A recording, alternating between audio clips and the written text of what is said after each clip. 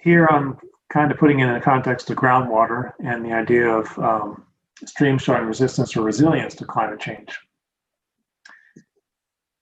I kind of throw these slides in there, which is probably familiar to most of you, but just to kind of highlight where we are in terms of the native distribution of the two fish species we're kind of concerned about. The green image on this map shows the native distribution of brook trout in North America. So again, we're kind of at that western and southern edge, and where they do occur further south, it's in the Appalachian areas and the higher mountainous areas. And the yellow image is showing where they're naturally or have become naturalized, introduced, areas where they're not native. And then similarly for brown trout, not native North America, but introduced here. And again, this is just to kind of point out in terms of climate change, if there's a shift in climate, kind of the worst place you want to be is right on the edge of their native distribution.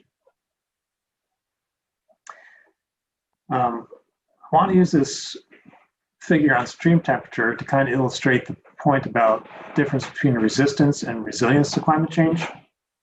This is water temperature data from Big Spring Branch down the southern part of the Driftless area, one of our colder streams down in that part of the state. And this was from the summer of 2012, which was one of the warmer summers we've had over the past decade. And here, air temperature shown in red and water temperature in blue. And if you're familiar with that, with Big Spring, there is literally a big spring that comes out of the hillside and flows right into the stream. And the solid line water temperature on the bottom of this graph is about 300 meters downstream from that spring. And you see, despite the large variation in air temperatures that occurred over the summer, that water temperature is relatively consistent. And this is, I think, is a good example of a stream being resistant to the effects of warming air temperature. As you get further downstream towards the Pine Tree Road Bridge, about 2.8 kilometers away from that spring that comes into the stream, you then start to see more of an influence of air temperature on water temperature. So as you get these hotter periods during the summer, water temperature is going up, air temperature cools down, water temperature cools down again. So still some level of resistance to warming in terms of water temperatures being well within the thermal tolerance limit of trout, but you are starting to see that influence of this air temperature disturbance on water temperature, but water temperature recovering when the air temperature goes back down. So that's kind of more of an example of resilience to the effects of climate warming.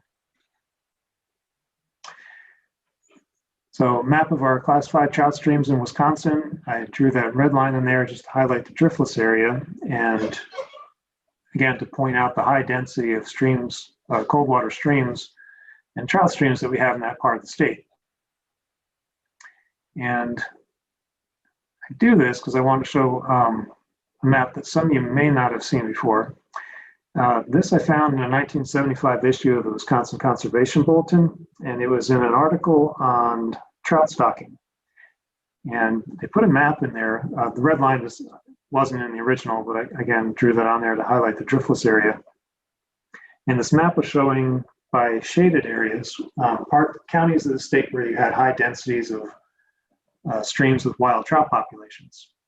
And so the higher densities were kind of up in the northeastern part of the state and somewhat across the northern part of the state. But if you look at the driftless area, all the counties are unshaded.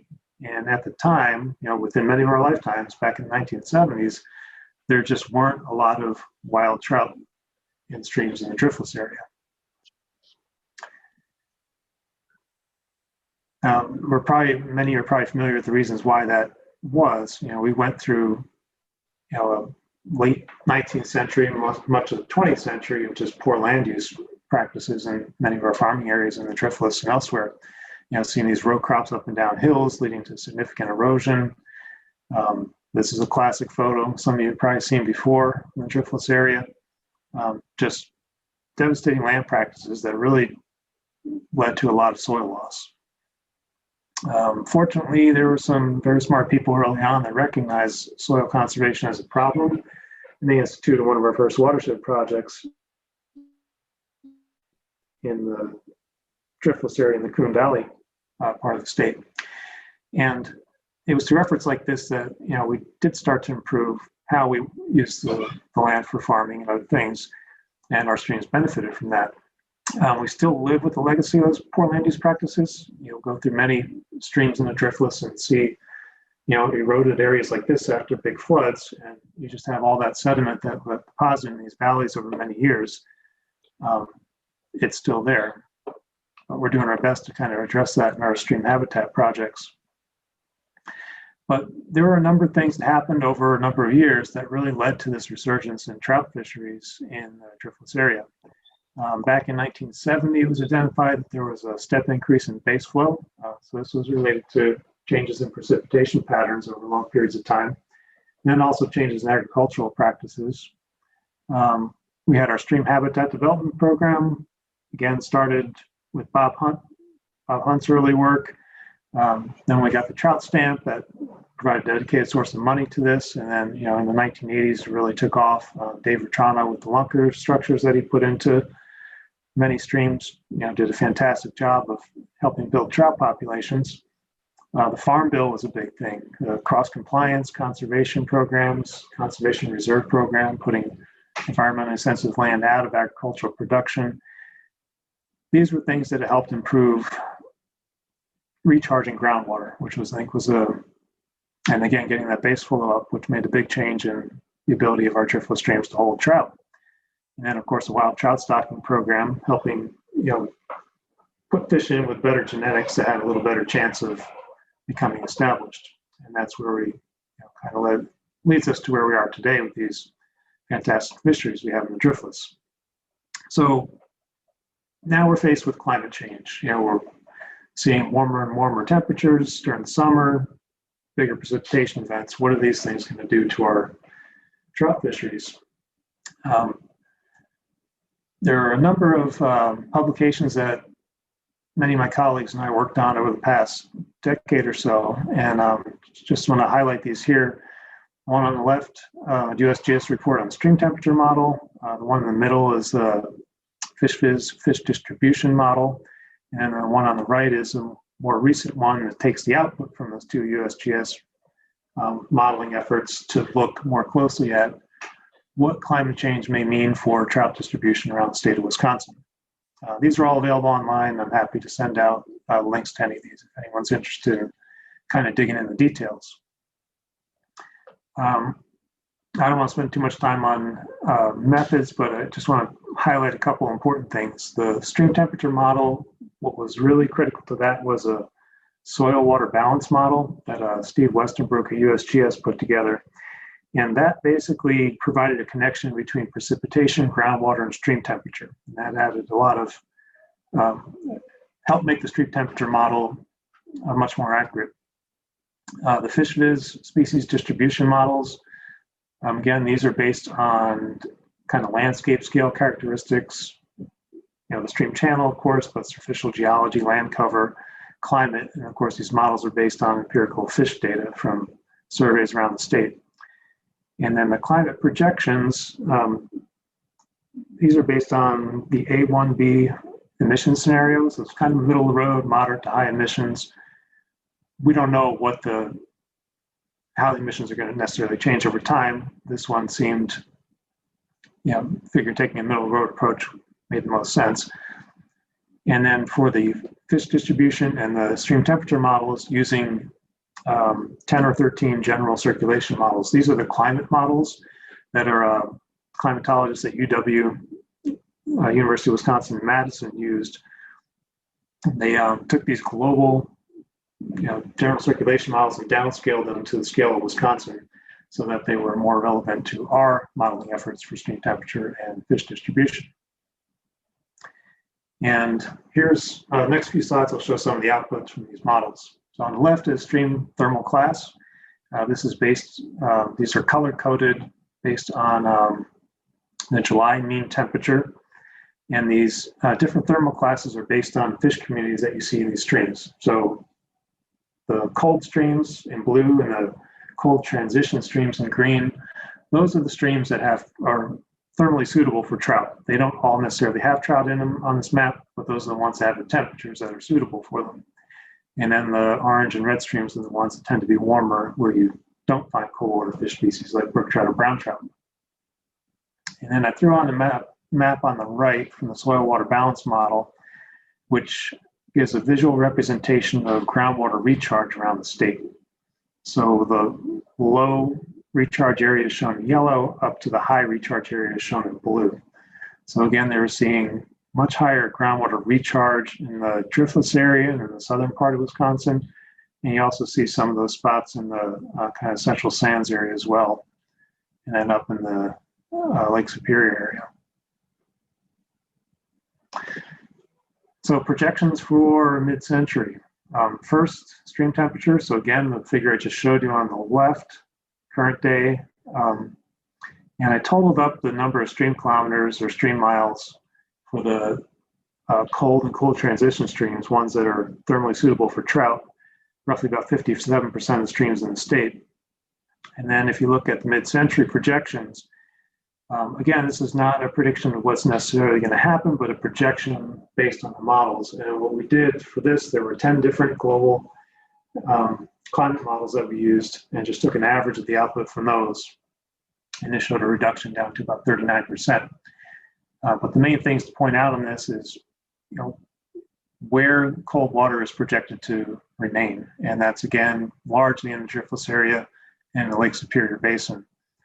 You see a lot of red showing up in other parts of the state, and those are the areas that are kind of more vulnerable to warming from changes in climate. So we then use that stream temperature data in the fish distribution models. And these are the maps for brook trout probability of occurrence, a prediction of what's out there today on the left, and a projection of what could be out there by mid-century. The green color is showing streams or segments of streams where there's a greater than 50% probability of occurrence of brook trout, and the red showing less than 50% probability occurrence, so kind of presence versus absence. And again, just because a stream is green doesn't mean brook trout are necessarily there, but rather that the conditions are suitable such that it's likely that they could be there. And again, this kind of shows the vulnerability of these brook trout streams to climate change. And the losses are kind of quite sobering. The model's projecting up to 68% loss in brook trout habitat. And then similar maps for brown trout. Brown trout are not as widely distributed across the state as brook trout, so they're not present in as many stream miles, but they tend to fare a little bit better with a projected loss of 32%. And again, I think that's somewhat of a lower loss for brown trout, in that much of the brown trout water is in a driftless area, and that tends to be the most resilient or the most resistant area to climate effects. So it makes sense that they may potentially do better in that respect. Whereas we see a lot of brook trout across, see a lot of brook trout across the northern part of the state, and those are the areas that tend to be very vulnerable to climate warming. So, potentially why we may potentially see such a significant loss of brook trout. But again, these are just projections. We don't know exactly how change is going to play out. But this is useful information for helping for management purposes and how we allocate our resources to trying to protect what we can and restore what we can to help make these streams more resistant or resilient to climate change. So again, these streams are, what's going to happen in these streams is going to depend on what's happening to not just changes in temperature, but changes in precipitation. And largely what this, one of the key things about precipitation is recharging groundwater. It's really the cold groundwater that makes these streams suitable for trout, and a lot's going to depend on, preserving that groundwater. And, if you look back at the, what happened to the driftless area streams in the last century, and how, we lost a lot of trout in there, not because of changes in climate, but because of changes in what we did on the landscape for farming practices, for example. So certainly these streams are vulnerable to loss, and it could be from things other than climate change.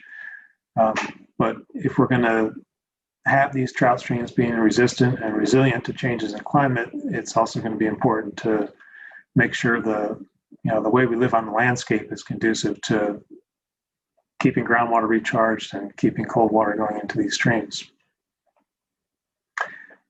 I will pause there if there's any change or questions about climate and trout. Yeah, I got one for you, Matt. Yep.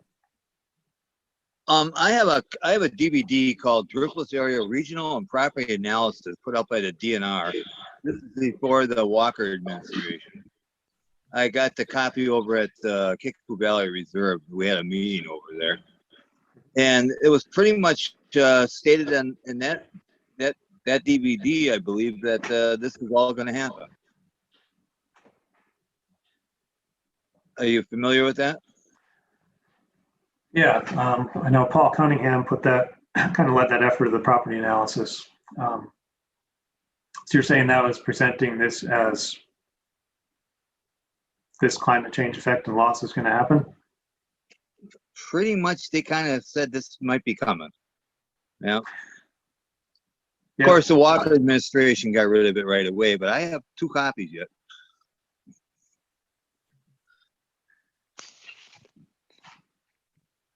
Yep. Well, another thing I was going to tell you, your 1975 map was all fine and dandy, but there was a couple of streams that have always had naturally reproducing trout, not necessarily native, but naturally reproducing trout, and that's Bohemian Valley, Cease Branch, and Elk Creek. Always, since European settlement. That's just a little history around here. Yeah. Well, it's probably too small to see in the map as I presented here, but the legend for that map, the unshaded counties, it didn't just say 0 trout, but it said 0 to 10 miles or something like that. So it kind of left a little wiggle room there. Certainly could be a stream or two, but point being, it definitely was different then than it is now. Oh, definitely, yes. I I've seen so many changes in my life. It's not even funny. I got a question for you. What factors give the driftless region a high rate of groundwater recharge?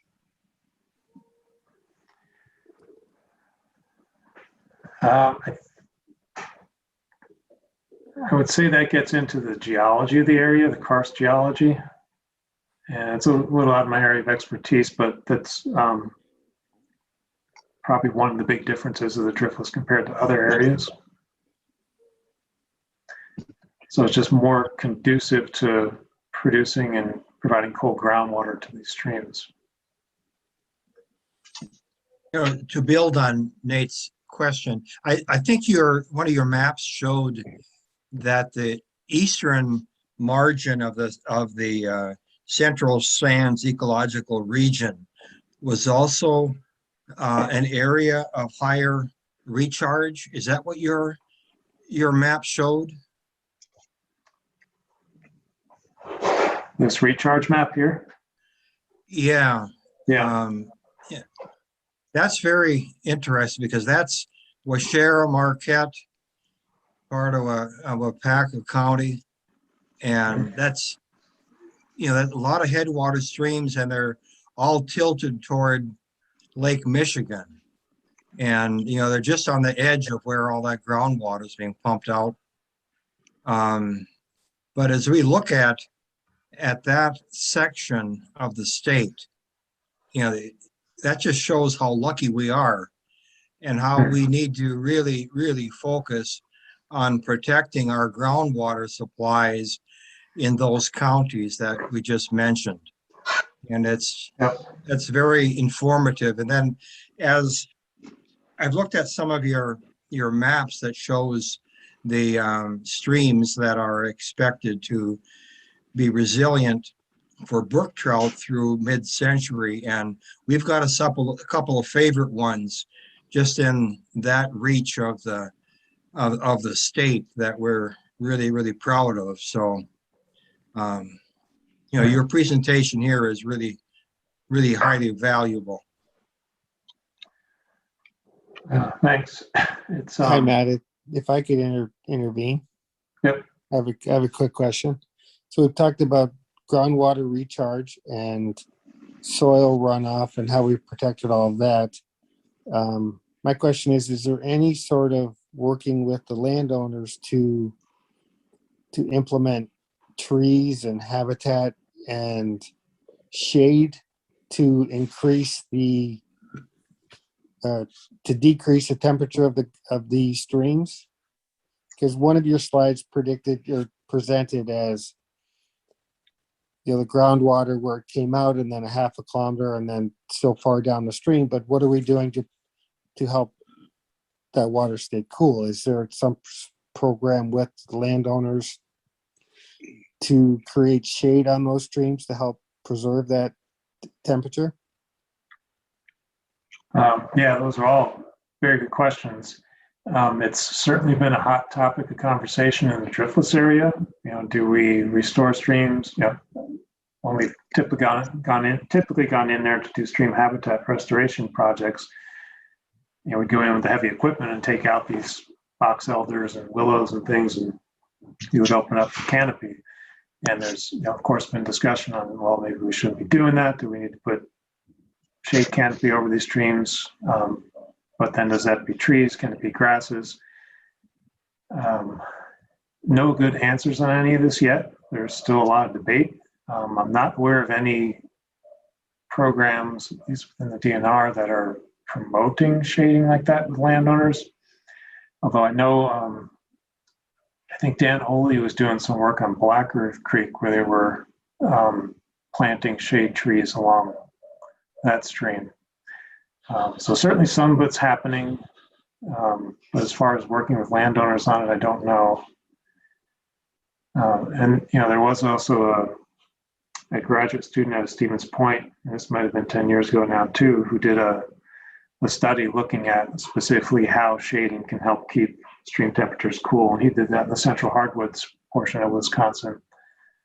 So certainly the data's out there to show that it could help in certain parts of the state, at least. Yeah, I'm over in the Syracuse, New York area, and I know over here some of these streams you try to fish are really gnarly and hard to fish, but you recognize that the shade is what's really helping with everything. So it's a catch-22. Is it about fishing it and trying to keep it open to fish, or is it really about preservation and maintaining those temperatures? So. Yeah, and I think back to conversations I may have with Dave Vetrano. I hope I'm not misinterpreting him, but I want to say when this whole question came up about canopy cover and stuff, that the idea was that the streams are just so cold in the driftless area right now anyway, that opening up that canopy kind of helped increase primary production and kind of the food base in these streams. And there just really weren't the concerns about losing or about the stream temperature because of not having shade. I can appreciate that. But again, it doesn't necessarily have to be trees. Some of these streams, when you do the restoration work and you kind of narrow the stream channel, you can get tall enough grasses in the summer that provides just as much shade as well. So it's. Well, and a lot of these driftless streams on the valley floors had oak savanna, they had swamp white oak, they had black willows. Those wouldn't be a problem to have in place. And I think what's been going on with Dan and the Southern Wisconsin chapter planting white oak down in the Sugar River project in the county park down along the Sugar River near Paola. I think that's a forward thinking look at it, because you can have healthy savanna grasslands, and you can have healthy oak savanna in there, and that can't hurt. It also helps in places where you have pasture, that if you have trees away from the stream corridor that cattle can use for shade. Farmers like that a lot. And I think that we ought to be thinking about keeping that kind of habitat in place for the cattle. I mean, so there's a place for trees. We just kind of have to figure out how to work them into projects and think 75 years ahead. And Yeah, it certainly help absolutely. with the soil runoff as well, if you've got a good root structure there to prevent that. Hey, how do beaver impact the groundwater recharge and the temperature on a stream? Good question. I'll get into that in the last section that I talk about. We have one question from the chat here. Is there any input on spring ponds? It's my understanding that the spring ponds in Langlade County may be a thermal refuge for brook trout. That area has a sand and gravel aquifer with shallow epicaturation. The drought and thermal increase. However, the deeper spring ponds and lakes that tap into deeper seeps and groundwater may be more resilient. Yeah, I think that's certainly possible. I've not done any work explicitly on spring ponds, and I don't think they were included in our. Well, I know they weren't included in our stream distribution models. But again, having that cold groundwater, those streams can certainly be a refuge. I'll add that Josh Robbie at UW Stevens Point, I think he's got a new project coming up looking at spring ponds and brook trout and their connections to streams. So there should be some kind of forthcoming work on that in coming years. And I just want to go back to a previous question about the recharging in this kind of Central Sands area in the Marquette and Adams County and stuff. I started with doing some work on Lawrence Creek a number of years ago. We were doing some brook trout agent growth work, just kind of taking advantage of the wealth of data that Bob Hunt had produced in the past, and it was very enlightening to see that stream. It's for those of you that haven't been to Lawrence Creek, it's unusual. I don't know if any other streams like it in the state, but it is cold, and if you ever see pictures of people fishing Lawrence Creek, they always tend to be standing in the middle of the stream, and you kind of wonder, well, why is nobody fishing from the bank? You really can't walk on the bank on Lawrence Creek. It's just a giant sponge. There's just so much groundwater. It's essentially surrounded by a wetland, but very neat system and very high density of brook trout. It's interesting you bring up Lawrence Creek. If you go there in January, you can walk down the hill from one of the parking lots through 2 feet of snow. And then as you get over the berm of the hill and you look into the valley is bare of snow because the groundwater just melts all the snow out. And it's green. You've got duckweed growing, and you've got it's just a it's a marked difference, just a huge difference, and just a wonderful place to spend a winter afternoon.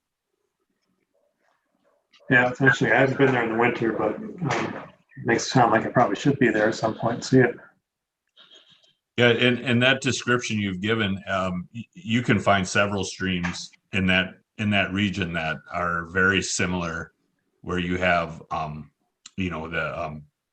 just fields of springs that come through, and it's you got to be careful where you walk just to get to the stream, because you'll end up waist deep in some muck and just because the springs and the spring water just come through there.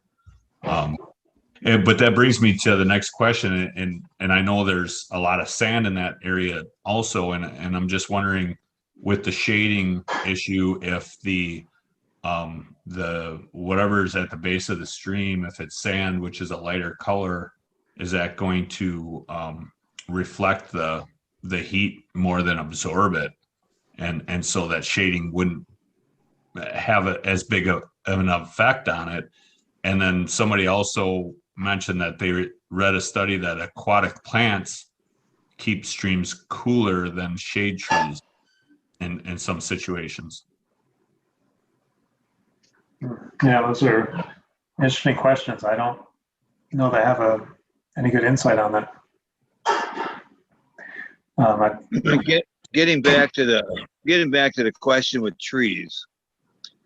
So my impression is, and I've trapped a lot of beavers.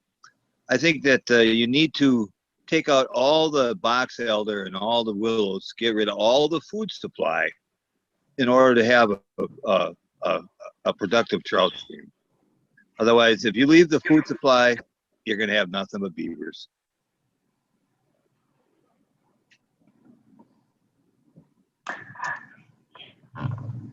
Yeah, I've kind of been seeing that in some parts of the state. Well, it's kind of like that all over this. If you leave the food supply, the beavers will come. Yep. I just want to say thank you, Matthew, for sharing these models. I've never seen them before. I guess I wasn't expecting to see the northern part of the state fare as poorly with climate change projections into the future. This is purely anecdotal, but I mean, I've been fishing up in like Chequamegon, Nicolet, up close to the Michigan border since I was 9 years old. I guess it'd be like 1988. And I mean, there's plenty of streams up there. I used to fish with my grandpa that just, I mean, they seem to be, the trout population is poor now. If it's even trout water. So I guess I believe it. Yep.